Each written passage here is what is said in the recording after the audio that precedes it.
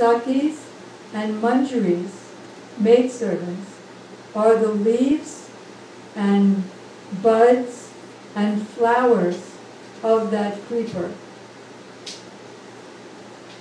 which makes the creeper successful, the creeper's embrace of the tree successful. So Chaitanya Mahaprabhu came to give the maid service of Srimati Radhika. It's stated in the Rai Ramanand Sambad that only those who are immersed in the ecstatic mood of the gopis can enter into the secluded groves and participate in the pastimes of Sri Sri Radha and Krishna there. And only they can nourish those pastimes, and only they can broadcast those pastimes. So Srila Gurudev gives so many lectures, which many of which were bound into that one book called Gauravani Pracharani, proving from all evidences from Srila Prabhupada's own activities and Shastra that he, just like all the other acharyas in the line of Srila Rupa Goswami, are in fact maidservants of Srimati Radhika, and they came to give that. So from our Prabhupada and Gurudev, we learn about Srila Raghunath Das Goswami, and the Vilapa Kusmanjali, for that introduction, is written by him. So in Vilapa Kusmanjali, Srila Raghunath Das Goswami is praying, not only praying, but weeping and rolling on the banks of Radhakund, praying for the personal service of Srimati Radhika in 104 verses. In the first verse, he prays to his, before we do anything, like suppose I want to make an offering to Radha Gopinath. So what do? I put the plate in front of my Gurudev, not for eating, but for, and not even for offering himself, because Krishna will only accept the foodstuffs offered by his pure devotees. Haribol, welcome. I may say the mantras for offering the bhoga to Radha and Krishna and Chaitanya Mahaprabhu, but actually I'm praying at the beginning that Sri Guru is actually making the offering, because he can go to Goloka Vrindavan and make the offering. So whatever we do, first we get permission and offer worship to Sri Guru, and then we can offer it to our Istadeva, Sri Sri Radha and Krishna.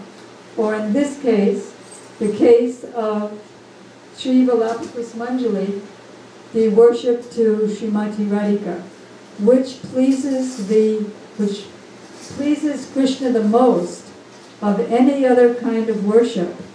And therefore, what Chaitanya Mahaprabhu came to give is actually the pinnacle of devotion for the most fortunate jivas.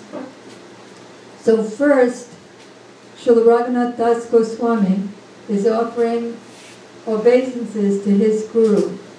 Who is his guru? Srila Rupa Goswami, but not in the form of Srila Rupa Goswami, because he's in internal consciousness. The verses of Vilapa Kusmanjali are prayed by Srila Rupa Goswami in 3 stages of consciousness, as we discussed last night. Antardasha, or internal consciousness. These 3 are experienced by anyone who comes to the stage of Bhava Bhakti, which is the premankor, or the sprout of praying, the sprout of love of God, at which time all of our real, true, spiritual emotions begin to manifest in the heart. At that time, the heart melts with various tastes. Chaitanya Mahaprabhu himself, of course he's the Supreme Personality of Godhead, but he also exhibited these three stages of consciousness. The first is Antardasha, or internal consciousness, where the Raganuga Bhakta, in this case Srila Raghunath Das Goswami, forgets that he's Raghunath Das Goswami. He forgets his outer body. Although, for Srila Raghunath Das Goswami, both of his identities are eternal. With us now, this identity is illusory. Our body is just dust, dust thou word, dust thou beast, as Prabhupada used to say in Srila Gurudev, pus, blood, stools, urine.